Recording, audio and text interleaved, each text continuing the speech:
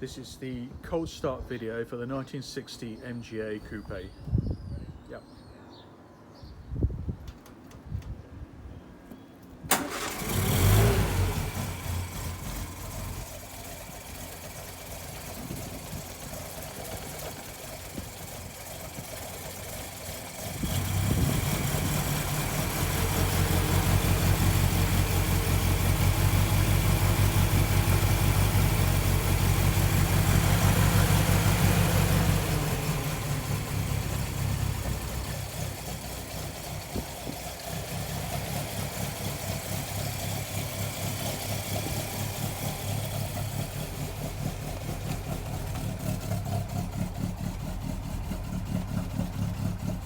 Couple of gentle revs as well.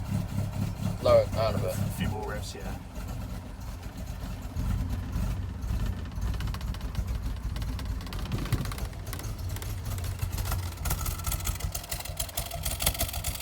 Would you give a few more revs?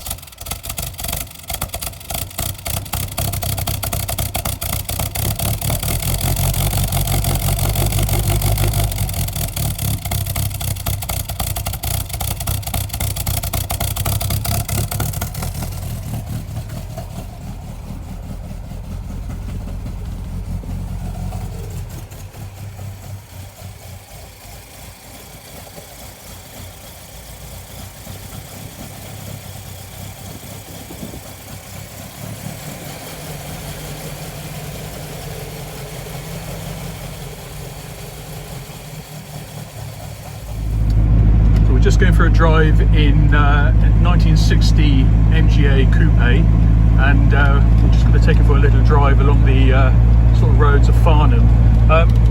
So we're travelling about 30 miles an hour at the moment. Obviously it's an MGA, so it's going to be fairly firm suspension. But in terms of the steering, how would you describe its feel? You feel a lot more connected to the road than the modern cars.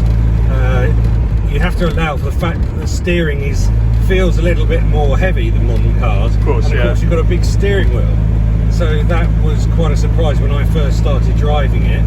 But you tend to feel everything much more. Yeah, and in terms of vibrations and the way it feels at all, there's no issues there. Don't get any vibrations through the steering wheel at all. It's pretty direct as well. Yeah, it is pretty direct, and it's very responsive, which is something that surprised me. For such a small car, it does respond to corners very, very well. And how does the gear change feel to you? Gear change is smooth. Yeah. I think it benefits from having the 5-speed. Definitely. But you have to remember that it's not a very powerful car compared to modern day cars, and you have to work the car. Absolutely, yeah. And the clutch, how does it feel? Is it all good? The clutch is absolutely fine. Good biting points. As I say, when you go around the corners, it's fine, but it's a small car, so you do have to work the gearbox, as you can hear there. Of course, yeah. But that in its own way proves that it's actually a very good gearbox with a strong engine. It's all part of the experience, really, isn't it? Good for a jaunt. It's a 1960 car, and it drives like a 1960 car with a few little refinements. Just keeping an eye on the oil pressure, no issues there at all. Water temperatures are good as well. We had the engine running earlier on. No noticeable issues with the engines. Plenty of paper out with the car as well. Yeah, and also you notice, compared to modern cars, it's a little bit noisier. Of course, of course. It's like being in a fighter jet, really, isn't it? Yeah.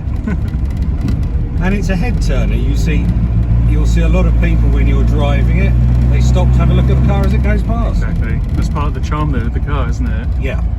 How do the brakes feel to you? The brakes are good, yeah, but they're not what you would expect in a modern car. Of course, yeah. So you have to allow extra stopping distance. But there's no the moment you press them, it binds. It doesn't. There's no binding. There's no kind of absolutely. grinding. And I believe, although I'm not a car connoisseur, they do have, as you say,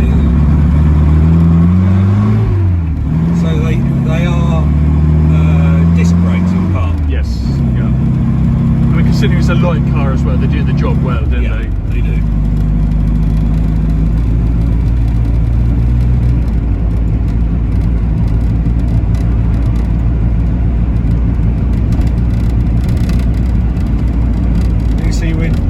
coming up to a junction and they stop perfectly fine.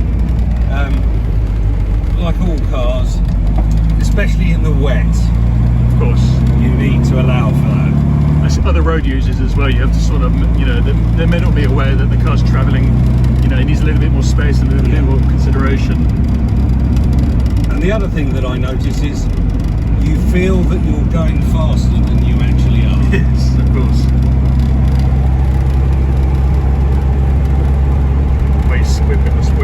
We're sat so low as well, aren't we? You tend to feel everything in the road, good and bad. And in terms of the dashboard, would you say that everything's functional at all? Everything works. Yep. I've checked everything. Yep. Internal lights, everything is functional.